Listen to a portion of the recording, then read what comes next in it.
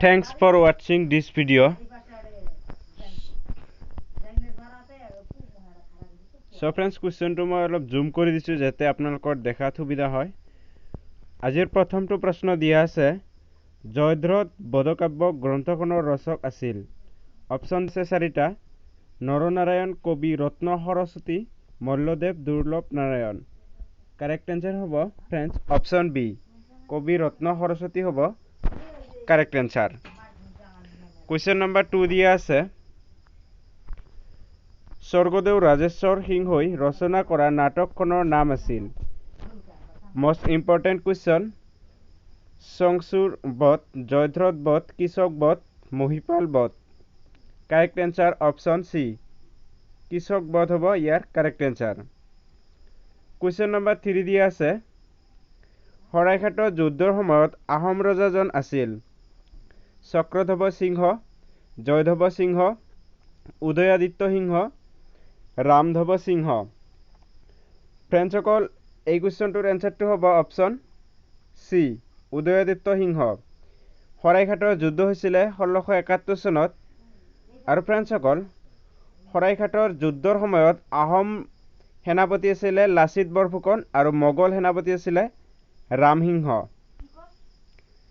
Question number 4 দিয়া আছে তাম্ৰেশ্বৰী দেৱীৰ মন্দিৰত কোনজন আহোম ৰজাই নৰবলি প্ৰথা উচ্ছেদ কৰিছিল। গৌৰীনাথ সিংহই গদাধৰ সিংহই বীৰপালে নৰনাৰায়ণ। কাৰেক্ট এনসাৰ হ'ব অপচন এ গৌৰীনাথ সিংহ হ'ব ইয়াৰে কাৰেক্ট এনসাৰ। কুৱেশ্যন নম্বৰ 5 দিয়া আছে ভাৰতৰ তিনিও সেনাবাহিনীৰ সৰ্বাধিনায়ক কোন। চিফ অফ আৰ্মি ষ্টাফ ৰাষ্ট্ৰপতি প্ৰতিৰক্ষা মন্ত্ৰী প্ৰধানমন্ত্ৰী। তিনিও সেনাবাহিনী অৰ্থাৎ নৌসেনা বায়ুসেনা আৰু স্থলসেনাৰ কথা কৈছে ইয়াতে। কাৰেক্ট এনসাৰ হ'ব ফ্ৰেণ্ডছ অপচন বি ৰাষ্ট্ৰপতি হ'ব ইয়াৰে correct answer. most important question হয় এইটো। এইবোৰ কুৱেশ্যন ইণ্ডিয়ান আৰ্মিতো আহে। কুৱেশ্যন নম্বৰ 6 দিয়া আছে ভাৰতৰ উচ্চ সদন অৰ্থাৎ ৰাজ্যসভাত বৰ্তমান নিৰ্বাচিত আসনৰ সংখ্যা কিমান। ৰাজ্যসভাত বৰ্তমান নিৰ্বাচিত আসনৰ সংখ্যা কিমান। কুৱেশ্যনটো ভালদৰে মন কৰিব। অপচন দিয়া আছে চাৰিটা 233 253 265 235। কাৰেক্ট এনসাৰ হ'ব ফ্ৰেণ্ডছ অপচন এ 233। আৰু যদি কোৱা হয় ৰাজ্যসভাৰ সৰ্বাধিক আসনৰ সংখ্যা তেতিয়াহ'লে হ'ব 250। চ' ফ্ৰেণ্ডছ এই কুৱেশ্যনটো ইয়াতে দিছোঁৱে মই অলৰেডি। ৰাজ্যসভাৰ সৰ্বোচ্চ আসনৰ সংখ্যা হ'ল 250 আৰু ফ্ৰেণ্ডছ লোকসভাৰ বৰ্তমান সৰ্বাধিক আসনৰ সংখ্যা হ'ল 552 552। কুৱেশ্যন নম্বৰ 8 দিয়া আছে নৱগঠিত তেলেংগানা ৰাজ্যৰ ৰাজধানীৰ নাম কি। নতুনকৈ গঠিত তেলেংগানা ৰাজ্যৰ ৰাজধানীৰ নাম কি। হায়দৰাবাদ নিজামাবাদ খানাম নালগান্দা। কাৰেক্ট এনসাৰ হ'ব ফ্ৰেণ্ডছ অপচন এ হায়দৰাবাদ হ'ব কাৰেক্ট এনসাৰ। কুৱেশ্যন নম্বৰ 9 দিয়া আছে মাটিকালিৰ দিশৰ পৰা দেশৰ সবাতোকৈ ডাঙৰ ৰাজ্য কোনখন। মধ্যপ্ৰদেশ মহাৰাষ্ট্ৰ ৰাজস্থান গুজৰাট। কাৰেক্ট এনসাৰ হ'ব ফ্ৰেণ্ডছ অপচন চি ৰাজস্থান হ'ব কাৰেক্ট এনসাৰ। কুৱেশ্যন নম্বৰ 10 দিয়া আছে জনসংখ্যাৰ ফালৰ পৰা দেশৰ বৃহৎ ৰাজ্য কোনখন। Bihar Uttar Pradesh Maharashtra Paschimbanga. Correct answer option B Uttar Pradesh. Next প্ৰশ্নটো দিয়া আছে দেশত ৰাষ্ট্ৰীয় চলচ্চিত্ৰ বঁটা কেতিয়াৰ পৰা প্ৰদান কৰা হয়। 1953 1963 1954 1964। কাৰেক্ট এনসাৰ হ'ব ফ্ৰেণ্ডছ অপচন বি 1963 হ'ব কাৰেক্ট এনসাৰ।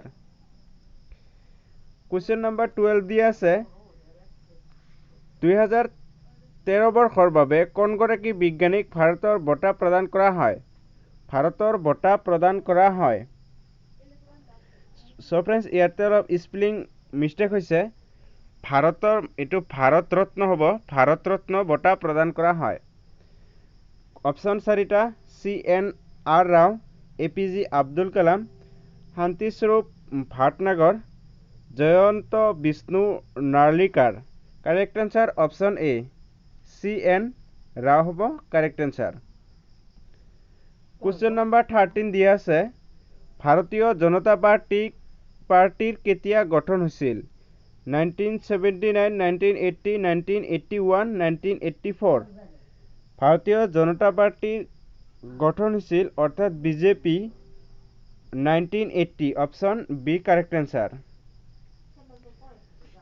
Question number 14 দিয়া আছে উত্তৰ প্ৰদেশৰ গোৰখপুৰ ৰেলৱে ষ্টেচনৰ 1 নং প্লেটফৰ্মে বিশ্বৰ ভিতৰত সবাতোকৈ দীঘল প্লেটফৰ্ম হিচাপে লিমকা বুক অফ ৰেকৰ্ডছত নামভুক্তি কৰিবলৈ সক্ষম হৈছে ইয়াৰ দৈৰ্ঘ্য কিমান অপচন দিয়া আছে চাৰিটা সো फ्रेंड्स ইয়াৰ কাৰেক্ট आंसर হ'ব অপচন সি হ'ব ইয়াৰ correct answer 1355.4 metre so friends আজিলৈকে ইমানেই সো ভিডিওটো চাই কেনে লাগিলে কমেন্ট কৰি জনাব আৰু ৰেগুলাৰ ভিডিও পাবলৈ চেনেলটো সাবস্ক্ৰাইব কৰিব আৰু বেল বটনটো বজাই দিব সো বন্ধুবৰ্গলৈ ভিডিওটো শেয়াৰ কৰক আৰু আপোনালোকৰ বাবে বহুত কষ্ট কৰি লিখিছো फ्रेंड्स সকল তাৰ বাবে এটা লাইক কৰি দিয়ক আপোনালোকে যিমানে লাইক শেয়াৰ কৰিব সিমানে মই ভিডিও বনাবলৈ উৎসাহ পাম সো আজিলৈ ইমানেই পৰৱৰ্তী ভিডিওত পুনৰ লগ পোৱাৰ আশাৰে আজিলৈ বাই